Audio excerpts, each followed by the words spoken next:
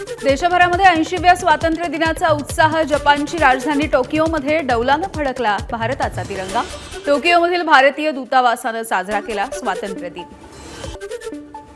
माजी क्रिकेटपटू सचिन तेंडुलकरने देशवासियांना स्वातंत्र्य दिनाच्या शुभेच्छा दिल्या।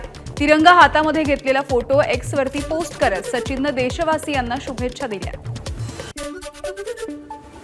डोंबिवलीमध्ये 35,000 फुटांच्या झेंड्यासह तिरंगा यात्रा भारतीय विश्वविक्रमामध्ये यात्रेची नोंद झाली आहे। ऐतिहासिक कार्यक्रमाला भाजपच्या नेत्यांची मात्र दांडी।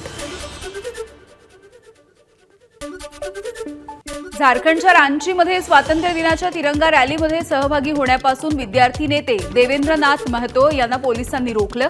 सुरक्षेच्या कारणास्तव परवानगी नाकारल्यामुळे तणाव।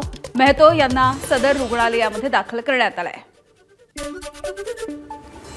हिंगोलीमधील ध्वजारोहणाच्या कार्यक्रमाला प्रोटोकॉल पाळला नसल्यामुळे खासदार रामराव वडकुते नाराज झाले। पालकमंत्र्यांसमोर खासदारांचा संताप। पालकमंत्री काय भूमिका घेणार याकडे देखील लक्ष आहे।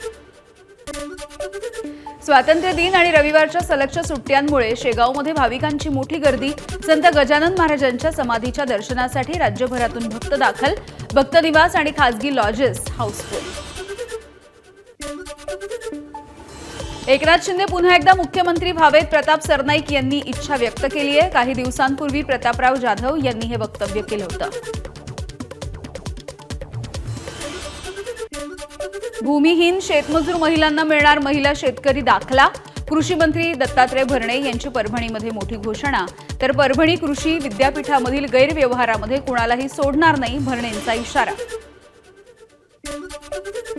रायगडमधल्या अलिबाग वर्सोवा इथल्या जिल्हा परिषद शाळेमध्ये अत्याधुनिक सुविधांसह डिजिटल शाळेचं मंत्री भरत गोगावले यांच्या हस्ते लोकार्पण। जिल्ह्यामध्ये 124 शाळा डिजिटल करण्याचा गोगावलेंचा मानस आहे।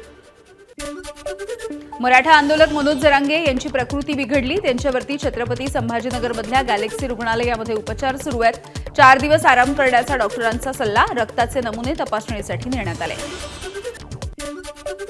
सोलापूरमधल्या उपळाई बुद्रुकमध्ये तीव्र पाणी टंचाईमुळे संतापलेल्या महिलांनी स्वातंत्र्य दिनाच्या दिवशी ग्रामपंचायतीवरती घागर मोर्चा काढला। रिकाम्या घागरींसह महिलांनी घोषणाबाजी करत ग्रामपंचायतीच्या नियोजनशून्य कारभाराच्या विरोधात संताप व्यक्त केलाय। वर्ध्यामध्ये भटक्या कुत्र्याची दहशत। बस स्थानकावरती 19 जणांना चावा। नागरिकांमध्ये भीतीचं वातावरण।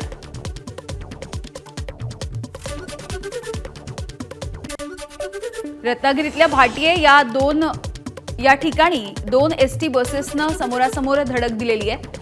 भीषण अपघाताच्या नंतर मागून येणारी कार देखील एसटीवरती आदळली। या तिहेरी अपघातामध्ये 22 प्रवासी जखमी झालेत। त्या सगळ्यांवरती शासकीय रुग्णालयामध्ये उपचार सुरू आहेत। एबीपी माझा, उघडा डोळे बघा नीट।